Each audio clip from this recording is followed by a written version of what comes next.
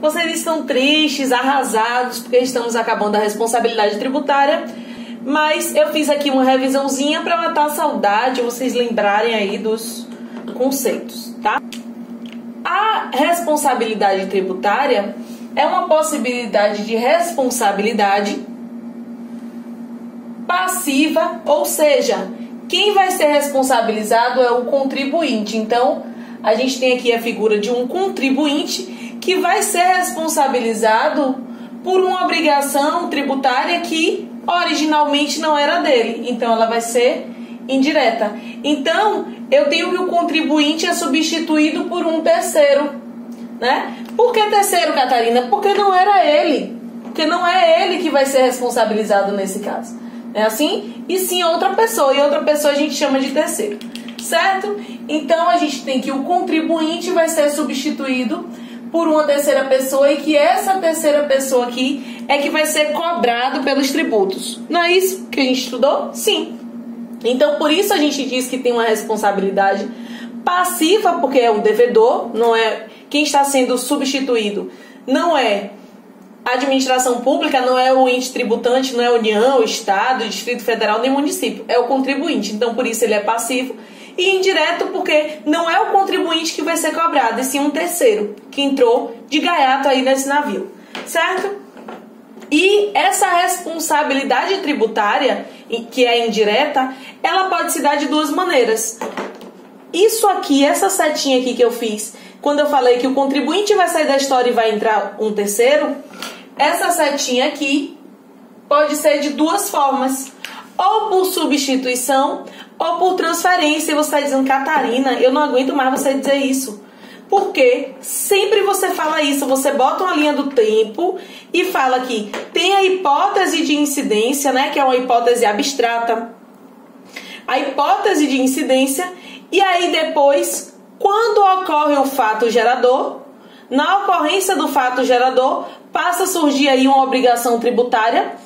O contribuinte nesse momento passa a ter uma obrigação tributária e ao mesmo tempo a administração pública passa a ter um crédito tributário, que é o direito de exigir aquele tributo. E o que vai diferenciar a substituição da transferência é o momento onde ocorre essa troca do contribuinte para um terceiro. Se a troca acontece antes ou até a ocorrência do fato gerador, ou antes ou de forma simultânea com o fato gerador, a gente vai dizer que houve uma substituição. Agora, se ela acontece após o fato gerador, ou seja, após haver a obrigação tributária, nós vamos dizer que houve uma transferência. Vocês lembram disso? Beleza. E, Catarina, quem é que vai ser esse sofredor que vai ser responsabilizado? Sim, a gente vai chamar essa pessoa de sofredor, porque ele não tem relação com o fato gerador. Ó, a carinha dele aí, triste. Ele não tem relação com o fato gerador e ainda assim ele vai ser responsabilizado aí com relação a esse tributo. Quem é esse sofredor? Nós estudamos 3 possibilidades aí, 4 possibilidades, né? 4 possibilidades de sofredor. Esse sofredor pode ter sofrido dessa maneira por meio de uma sucessão, que a gente vai dizer que eles são sucessores. Ô, Catarina, e quem são os sucessores? Eu vou tirar, que senão vocês vão focar na carinha e não no que eu tô falando, que eu conheço vocês. Bom, esse sucessor, ele pode ter adquirido essa responsabilidade ou por meio de uma transferência causa-mortis, a pessoa morreu e deixou para o herdeiro, ele é sucessor. Ou por meio de uma transferência inter-vivos. E aí, por meio de uma transferência inter-vivos, ele vai ser sucessor ou por uma transmissão de bens móveis, transmissão de bens imóveis, transmissão comercial ou transmissão empresarial. Essas duas aqui são parecidas, mas na comercial a gente teve que o sócio que era daquela pessoa jurídica foi para a nova empresa e aí ele vai se responsabilizar. E na empresarial a gente teve a extinção da pessoa física ou jurídica, mas a nova pessoa jurídica continuou utilizando lá os elementos daquela empresa. Vocês lembram, né? Beleza. Esses são os sucessores.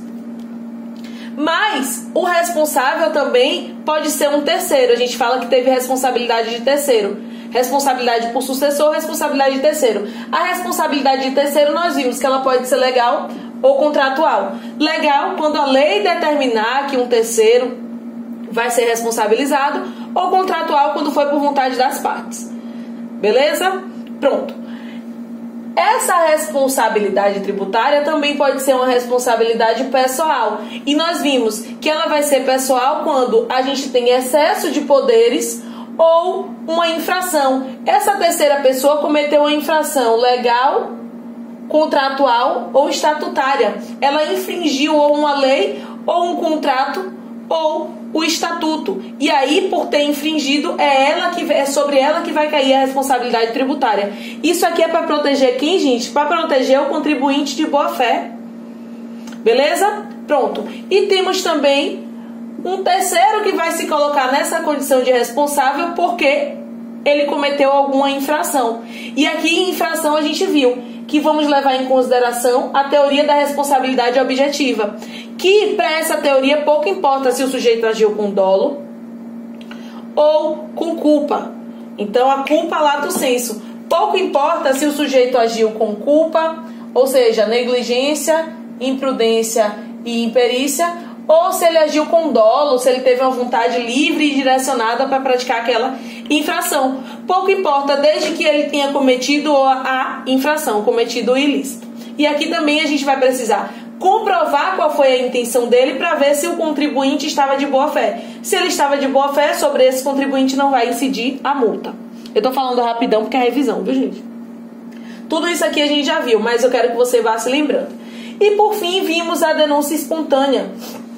A denúncia espontânea, que é aquele instituto que busca isentar aquele contribuinte de multa se ele for lá em tempo oportuno falar para o fisco que ou ele cometeu alguma infração ou que ele está com algum tributo ali em débito, em atraso. E aí nós vimos que a denúncia espontânea exclui a multa, mas não exclui o pagamento de tributos e o pagamento de juros e de mora. Certinho? Essa foi a nossa revisão. Eu espero que vocês tenham entendido tudo, que vocês tenham revisado, que vocês estejam gostando das aulas. Espero também que você dê um like aí no vídeo, se inscreva no canal, que sempre eu esqueço de falar isso, e sigam comigo.